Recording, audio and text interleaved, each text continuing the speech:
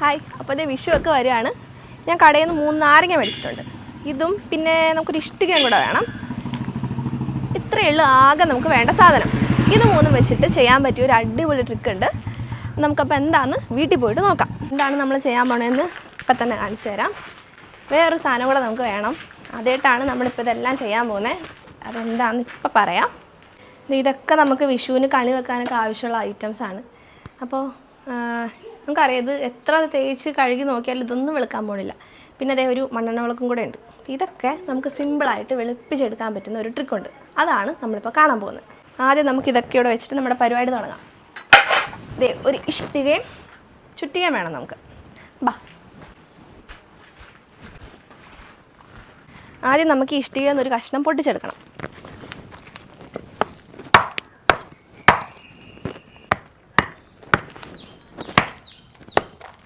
ഇതേ അപ്പം നമുക്കിത് ഇതുപോലത്തെ 2 ചെറിയ പീസ് മതി. ഇനി ഇത് നല്ലപോലെ ഒന്ന് പൊടിച്ചെടുക്കാം. ഇനി ഇതേ നമ്മൾ ഈ പൊടിച്ചെടുത്തത് ഈ കപ്പിലോട്ട് മാറ്റുകയാണ്. ഇതേ ഇനിയാണ് അപ്പം നമ്മുടെ ശരിക്കുള്ള പരിപാടി വരാൻ പോകുന്നത്. ആദ്യം ഇതേ നമുക്ക് ഈ നാരങ്ങ ഒന്ന് കട്ട് ചെയ്തെടുക്കാം. ഒരെണ്ണം കൂടെ മുറിച്ചേക്കാം. ഓക്കെ, ഇനി ഇതേ ഇതിൻ്റെ നീര് ഇതിലേക്ക് പിഴിഞ്ഞൊഴിക്കുകയാണേ.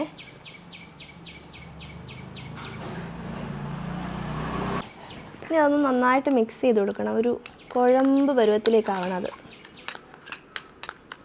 അപ്പോൾ ഈ വിളക്കിൻ്റെയൊക്കെ അവസ്ഥ കണ്ടാൽ എല്ലാം നല്ല പൊടി പിടിച്ച് ക്ലാവ് പിടിച്ച് ഒരു രക്ഷയില്ലാതിരിക്കുക. ഇതിൻ്റെ എഫക്റ്റ് നമുക്ക് പെട്ടെന്ന് അറിയണമെങ്കിൽ ഇതേ നോക്കി, ഇതാണ് ഏറ്റവും ഇതിനകത്ത് കറുത്ത് കരി പിടിച്ചിരിക്കുന്നത്. അപ്പോൾ ഇത് നമുക്ക് നോക്കാം. ആദ്യം ഇത് കുറച്ചെടുത്തിട്ട് നമുക്കൊന്ന് ടെസ്റ്റ് ചെയ്ത് നോക്കാനാണേ. ഇങ്ങനെ കുറച്ച് ഭാഗത്ത് വെച്ച് കൊടുക്കാം. എല്ലായിടത്തും ഒന്ന് ആക്കി കൊടുക്കാം.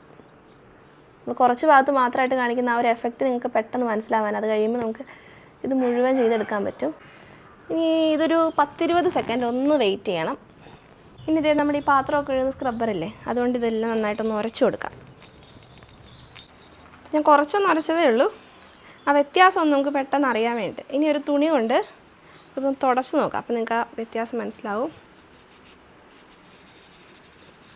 കണ്ടോ ആ ഡിഫറൻസ് കണ്ടോ? ഇത്രയും കരി പിടിച്ചിരുന്ന വിളക്കാണ്. നമ്മളൊന്ന് തുടച്ചു കൊടുത്തപ്പോൾ തന്നെ നല്ല വ്യത്യാസം വന്നിട്ടുണ്ട്. നമ്മുടെ പ്രധാന ലക്ഷ്യം ഈ വിളക്ക് ഒന്ന് വെളുപ്പിച്ചെടുക്കുക എന്നുള്ളതാണ്. നേരത്തെ ചെയ്ത പോലെ ഇതിൻ്റെ എല്ലായിടത്തും നോക്കി ഈ മിക്സ്ചർ അങ്ങ് പുരട്ടി കൊടുക്കാം. മോനെ എല്ലാം വെളുപ്പിക്കുമല്ലേ മോളെ? ഇതും കൂടെ ഒന്ന് വെളുപ്പിരും മോളെ. തേപ്പൂട്ടി ഇവിടെ ഉണ്ടായിരുന്നു മോനെ. ഇത് കൊള്ളാം കേട്ടോ. ഇത് നല്ലപോലെ കറുത്തിരിക്കുക. ഇത് നമുക്ക് ആ വ്യത്യാസം നന്നായിട്ട് മനസ്സിലാകാൻ പറ്റും. അപ്പോൾ വിളക്ക് മുഴുവൻ നമ്മൾ തേച്ച് വെച്ചിട്ടുണ്ട്. ഒരാവേശത്തിന് മേടിച്ച് വെച്ചത്. ഇനിയിപ്പോൾ നമ്മൾ ഈ തേപ്പൂട്ടിയും കൂടെ വെളുപ്പിക്കണം. വേഗം നമുക്ക് ചെയ്യാം, അല്ലെങ്കിൽ ഇനിയിപ്പോൾ വീട്ടിലുള്ള ഓരോ സാധനങ്ങളായിട്ട് വന്നുകൊണ്ടിരിക്കും. നല്ല വെയിറ്റ് ഉണ്ട്, പഴയ തേപ്പൂട്ടിയാണ്. അതെ, ഇതിൻ്റെ അടിയിലത്തെ ഇപ്പോഴത്തെ അവസ്ഥ കണ്ടല്ലോ, ഇതിൽ നമുക്ക് ആ വ്യത്യാസം പെട്ടെന്ന് മനസ്സിലാവും.